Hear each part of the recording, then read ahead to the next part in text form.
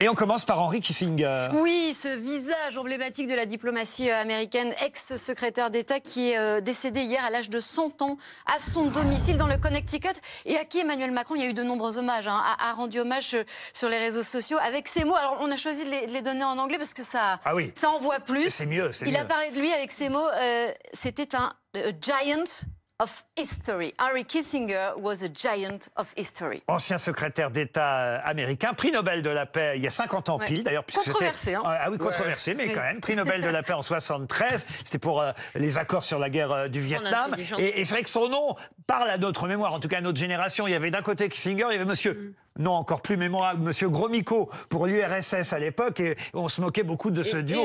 Gromyko-Kissinger. Et encore très récemment, on a eu quand même l'analyse de Kissinger justement sur le problème que l'immigration posait aux pays européens. Et donc c'est une grande intelligence politique, il faut continuer de méditer et qui manque. D'ailleurs, la preuve en quelques phrases, et après vous aurez le droit vous aussi à réagir, Pablo. Regardez ces 3 citations que j'ai choisies parmi les nombreuses phrases écrites ou prononcées par Henry Kissinger. L'art du compromis consiste à partager un gâteau de telle sorte que chacun croit avoir la plus grosse part. Ça, c'est une vraie phrase de diplomate.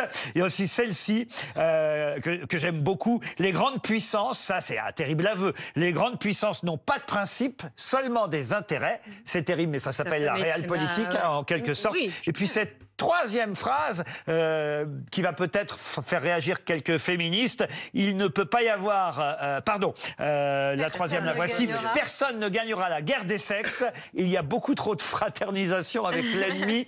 Ça, je trouve que celle-ci est formidable. Pablo Pio-Vivien. C'est vrai que Henry Kissinger était d'une intelligence rare, et c'est vrai que l'ensemble de ses interviews, de ses discours sont absolument mémorables, mais était aussi d'un cynisme et d'une brutalité en matière de politique étrangère. Très rare aussi, ce qu'il a fait au Vietnam, ce qui s'est passé, parce que vous avez rappelé 73, exactement, en 73, c'est effectivement son prix Nobel, mais il y a aussi eu le coup d'État au Chili, et on sait l'implication aujourd'hui de Kissinger dans ce coup d'État au Chili par Augusto Pinochet, et c'est vrai que quand il a reçu le prix Nobel de la paix, il y a beaucoup de gens qui ont rigolé assez jaune. Blanche.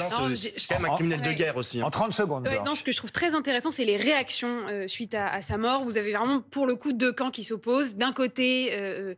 tous ceux qui louent la mémoire d'un diplomate virtuose qui a œuvré pour le rapprochement des États-Unis et de la Chine, qui était un pro-européen convaincu. Et puis de l'autre, vous avez, on érige cet homme machiavélique, cynique, qui a bombardé le Cambodge et le Laos, je crois plus de bombes qu'il y en a eu pendant la Seconde Guerre mondiale, qui effectivement a soutenu le coup d'État de Pinochet au Chili. Et c'est vrai que là aussi, sur les réseaux sociaux, il y avait une sorte de camps qui s'affrontaient dans cet exercice mémoriel. Et ça, je crois que c'est révélateur du temps dans lequel on vit. J'en ai une de phrase encore, c'est celle-ci que j'ai failli dire en avance pour conclure sur Henry Kissinger.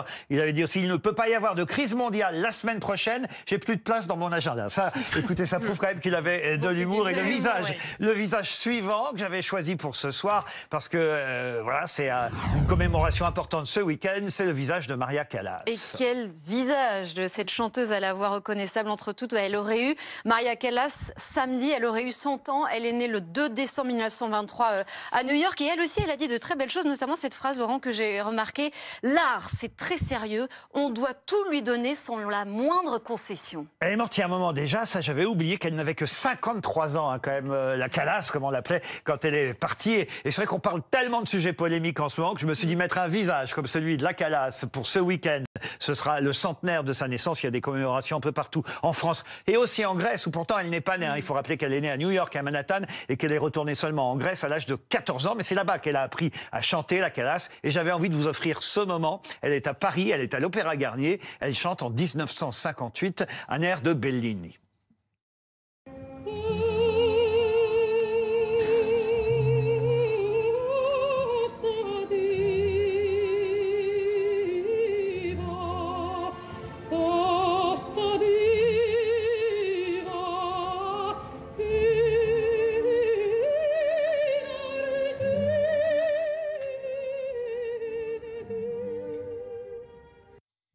Ça fait du bien, hein. D'un seul coup, il y a eu un cirque. On devrait passer plus souvent la Callas sur BFM Pour TV. calmer les gens. On se retrouve dans quelques minutes après la pub. Ça calme tout le monde, hein, d'un seul coup. Maria Callas, qui aurait eu 100 ans ce week-end. En tout cas, ça fait du bien à tout le monde et on se retrouve pour parler d'autres sujets bien importants dans l'actualité, bien sûr. Tout de suite, dans moins de 3 minutes sur BFM TV. À tout de suite.